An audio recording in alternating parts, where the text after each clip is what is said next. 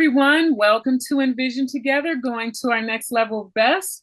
I am so happy and excited. I have a guest for you, and I'm eager to hear more of her story. So, her name is Holly Porter, and she is going to go ahead and introduce herself in her own way. So, Holly, welcome, welcome, welcome. Well, thanks, Pamela. I'm excited to be here today to join your tribe of people and hopefully we can share something that's inspiring for them. I don't know what you'd like to know about me. I've been an entrepreneur most of my life and probably since I was 12. And Well, that's unique.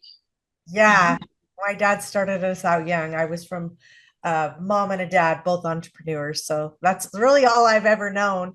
And not that I Wonderful. haven't had the jobs before, but I've had 11 startup companies and we have lots of businesses and lots of children. Well, that's great. But I do like the audience to know not just about your career and potentially books, but who are you as a person? Who are we talking to today? Well, first of all, the most proud I'm a wife and a mom.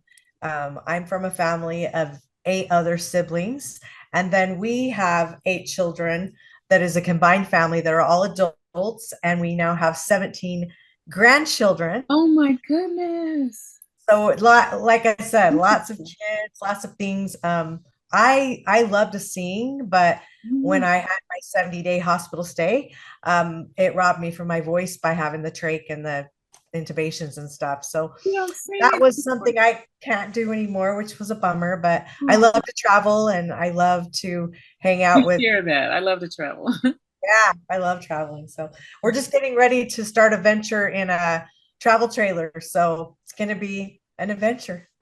Wow. Well, thank you for telling us more. And that does really help. I think it's always great before, I don't know, before I want to listen to someone and what they have to say, I'm like, who are you? Why should I listen to you? So I think it gives us a lot of good context to start from. So, but now we're just going to jump right in. So, you told me during a previous conversation that you're a defender of the underdog. Why do you see yourself in that light? Well, I think that I myself have felt too many times that I felt unseen and that not good enough. And so I think it's like I would feel if I could take the hit for somebody else so they didn't have to feel that pain, then I would. Like I remember being a young mom and shopping in the grocery stores, and I would take those bent like soup cans or corn cans or whatever that had got hit, like say they fell, because I felt like that's the whole thing with that mind thing of not feeling good enough. Like somebody's got to have them, so maybe I should get them. Right? And just weird stuff like that. So I just always was a protector of others and don't mess, you want to mess with me? All right, maybe don't mess with anyone else that I care about. I mean, you took it on another level. I wasn't expecting that can example. I know. Very, Wow. I did a lot of work on that. It was Okay. interesting that came up for me. Yeah. Okay.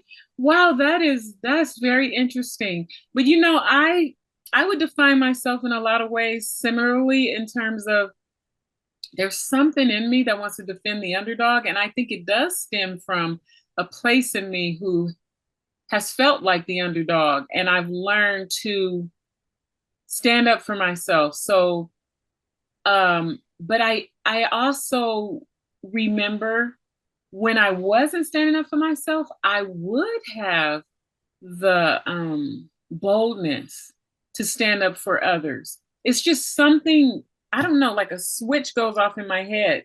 And I'm like, that's not right. And that should not be happening. So I would speak up. And now I think I'm a little more intentional. I think when I was younger, it just sort of happened. But now I know that's a characteristic of my personality and I embrace it. And I believe that more of us need to speak up when we see things that are not right, And even if don't it's take the the bent bent can. cans. Yeah, don't take I wouldn't do that now, especially No. if I know the process of what goes through with that.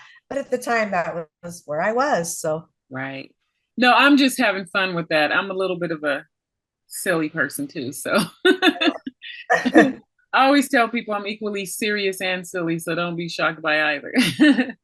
um, okay, so I know also from a previous conversation that you faced a near death experience that transformed how you choose to live your life today. And it shaped your current values. So tell us a little bit more about that experience. I know you've alluded to it so far, but give us a little more meat on the bones. Yeah, and that could be a whole show in itself, just that near death True. experience. But what I will say is that I value connection with people most. And the Mm, biggest lesson that I came back from the near death experience was to love others where they're at. mm, So I just choose to stay in my lane. mm, It's that, to keep the judgment out of things. That's where they are. So love them where they are. And whenever possible, or serve whenever possible, and help create your own legacy. Like mm. that's something that I want to be proud of this time We, around, because we never know when it's our time. yeah, we share that too. I do believe in staying in my own lane, but also loving people where they're at. And don't we all need to be loved where we are? I mean, so it's kind of like do unto others as you have them do unto you. So we all need grace, and we are all advanced in some ways and not so advanced in some ways. So we need each other, and we need empathy and understanding from each other. We need a swift kick in the behind from each other in a loving way, in a meaningful way that'll help us um, get to our next level. I'm not talking about being mean for the sake of being mean, but we know when someone's giving us a healthy push in the right direction. Um, so we do share some of those same ideas. Um, I know today you're all about purpose and calling and legacy. I love all those words. I love what they mean. So in the work that you're engaging in now, but I know that's what you're doing now, but before we learn more details about your work, tell us why you believe in leaving a legacy is so important. Well, you know the saying, if you don't stand for something, you'll fall for anything. Mhm. I think it's just putting your feet planted firmly in your why, if that makes sense, and lead with passion, and let other people help fuel the way for you, because nobody does it alone. We all need help. And Mhm. any successful person will tell you that, because Mhm. nobody got there by themselves. And so it's Absolutely. part of the teamwork. It's so true. And I share that a lot. You don't get through this life without needing help. So people who feel embarrassed to ask for help, I don't know. I'm older now, and I'm like, I'm not ashamed to ask for help. No, I get that I need help. We all need help. I help people, so why not ask for help? And I also live by a principle of I'm reaching up for people who are advanced beyond me, for them to pull me up, but I'm also reaching down for people I may be more advanced than them, and I'm trying to pull them up. So yeah. I think that's just the way of it. I think that's the healthy way of it. Oh, Um, absolutely. Yeah. And we want to surround ourselves around people that feel the same, yeah, right? absolutely, For sure. absolutely. Um, so I mean, we know what legacy means, but how does that play out for you? Differently than it did before I almost died. Mhm. Everything changed. It for me, I will say, when I was laying there in a coma and I was literally asking myself, is this it? This Mhm. is what I got? This is the end? Mhm. Or did I do enough? Did I love enough? Was I kind enough? Did I, what was the legacy I really left? Mhm. All those thoughts came through my head. And so when I lived, and I knew at that a defining moment when I was in the hospital that I was going to live, that changed everything, because it was like, what what do I feel like if I would have left that I didn't finish? But Mhm. God spoke to me while I was in my coma too, and specifically gave me a couple things to take care of to do. And I could have never told you I'm 56. So this happened 2.5 years ago. Mm. That whole time of my life, I never really could have said my why. Like I knew my family was important to me, the kids, the grandkids, yes.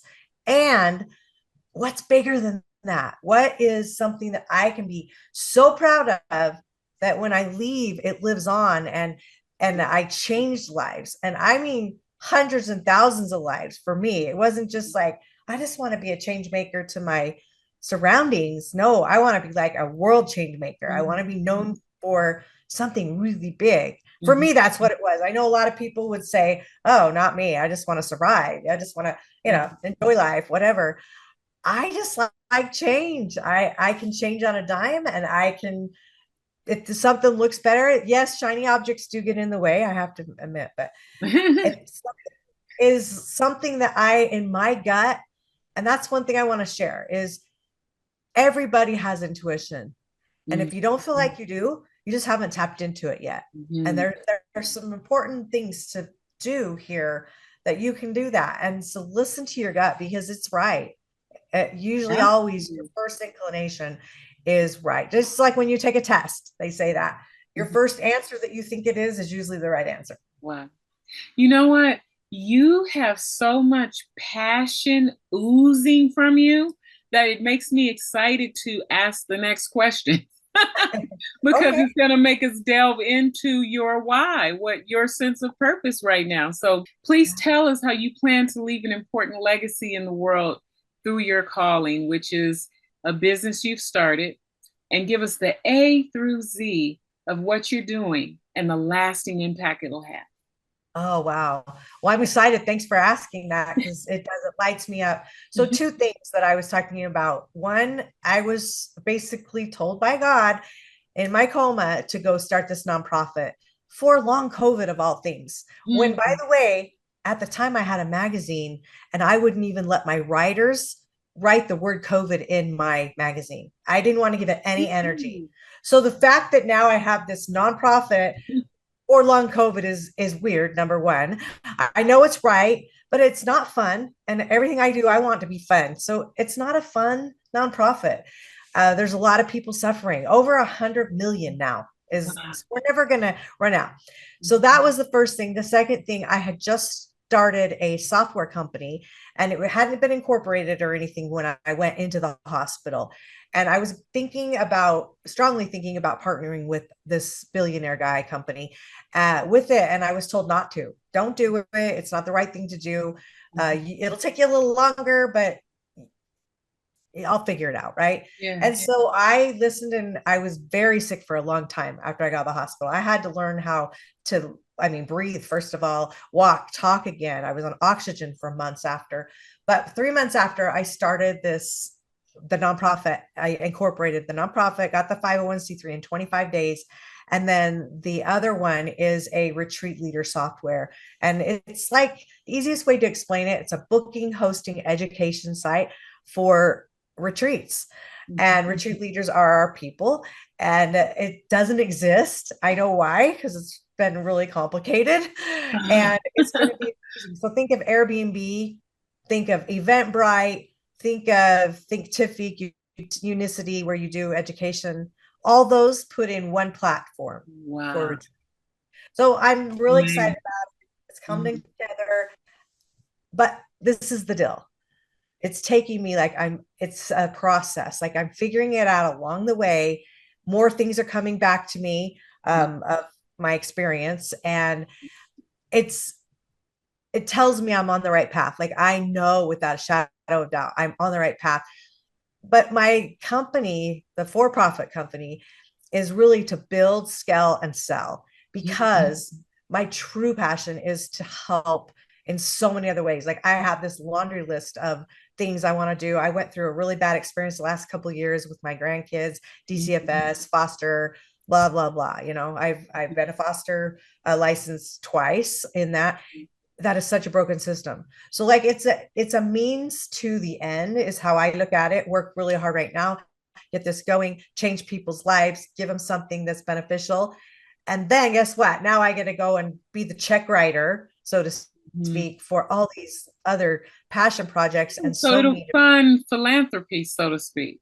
Oh, 100%. In the end, I Mm. want to be the check writer. So Okay, that is that's really what came out wonderful. of all of it. Wow. So I got to live a little while longer. You know what's interesting is how God will allow a seeming tragedy to give such direction. And I've seen that happen in my own life, and I've it's happened in a lot of people's lives whom I've talked to.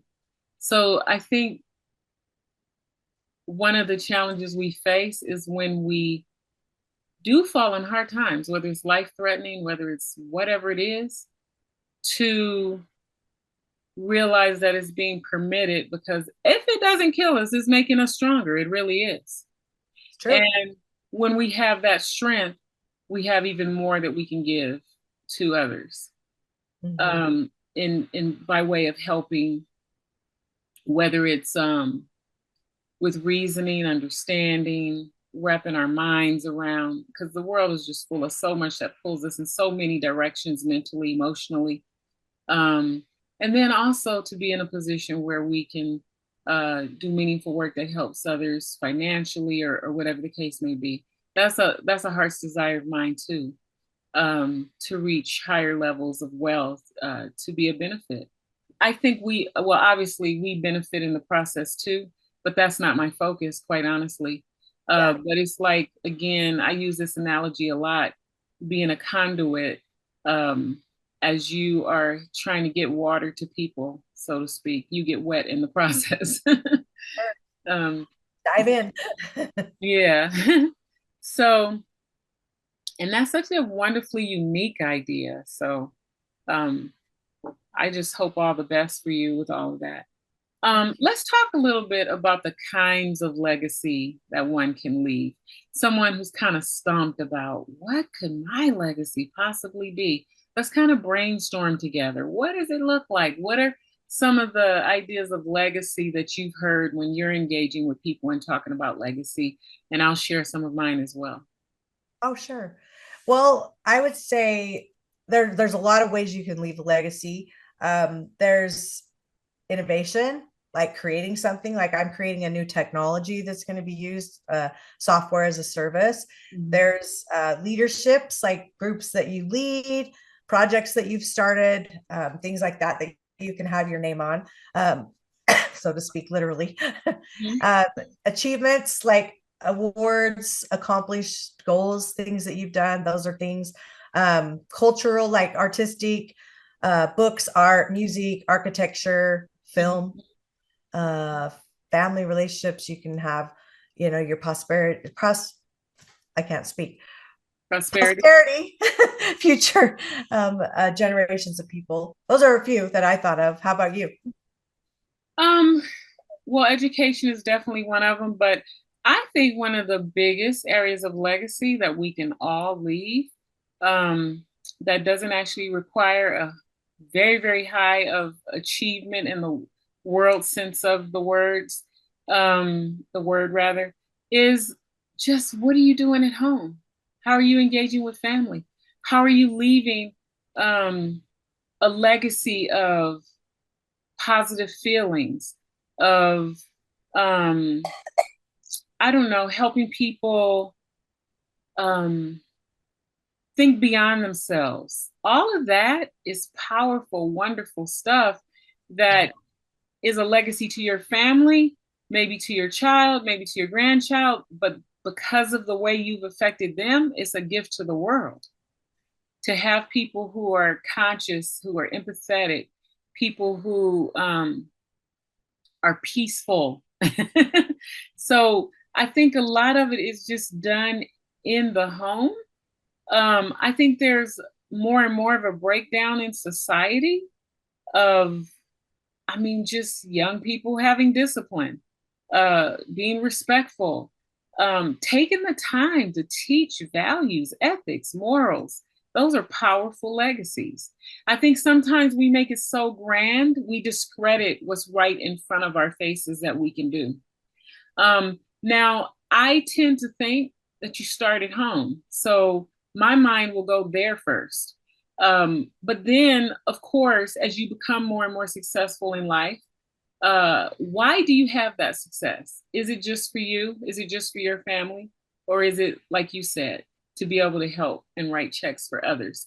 And I'm not really of the mind of just simply writing checks for others, but I like to be God led, as I think you mentioned earlier.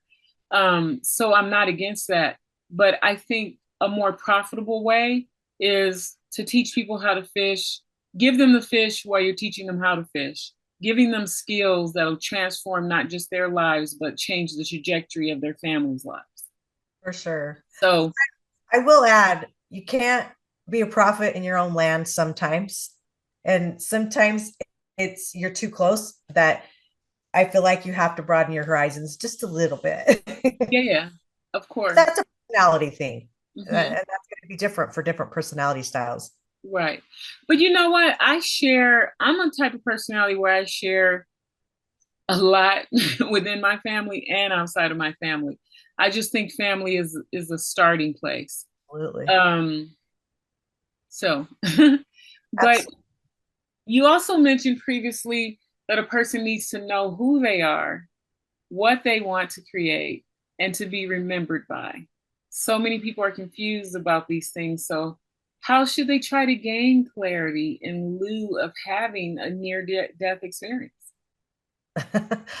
Well, great thought. However, a near death itself was glorious. I would say meditate, pray, go for quiet walks, ask God for guidance. We all have intuition, like I mentioned a few minutes ago. Sometimes listening to it and for it is the challenge. So Mm-hmm. those are the things I would probably suggest there. Mm-hmm. You know, I agree with that. We do wrestle with listening to it. And I think it's because sometimes we have an unhealthy self concept. We always hear about people saying that they have a fear of failure, but some people have a fear of success. I Well, think people think that, why me? Am I good enough to achieve something like that? Am I smart enough to pull that off? We wrestle with so many things. So taking the time to do the work, to and I would say the work before God. Counseling is good, and I believe in having a counselor, someone you can talk to, but I also see God as a counselor who can help you unravel what makes you tick. Um, and like you said, that meditation and spending time with God, I think you come out with a lot of valuable information about who you are and what the maker of you thinks about you and knows you're capable of. yep. So, um, so you once told me about personality types and that you've placed them into four different categories. These categories are things like sneakers, loafers, flats, dress shoes, and heels and boots. What is all of that? What does it mean? Well, I know you said more than four shoes, but that's because men and women, like men don't wear dress heels most of the time. Right. They wear dress shoes and then heels for women. So that's the same shoe. Yeah. And loafers and flats Yeah. are the difference of men and women. And then boots and sneakers are the same. But yeah, I like fun things. And so it was my very first book that I brought out. And it's called Inbox, Outbox, Unbox, No Box, 4 Steps to Delete Your Box Thinking. Mm. So it's a mindset book, but I made it fun with shoes. So you take a quiz. If you were a shoe, what kind of shoe would you be? And then it teaches you 4 steps to step out of that thinking, out of the box, right? And I'm happy to get you, if you want to put it in the show notes, I'll get you a PDF copy and people can have it. I'd love to give that to your listeners. And it's just for fun. It's a short read, maybe 30 minutes.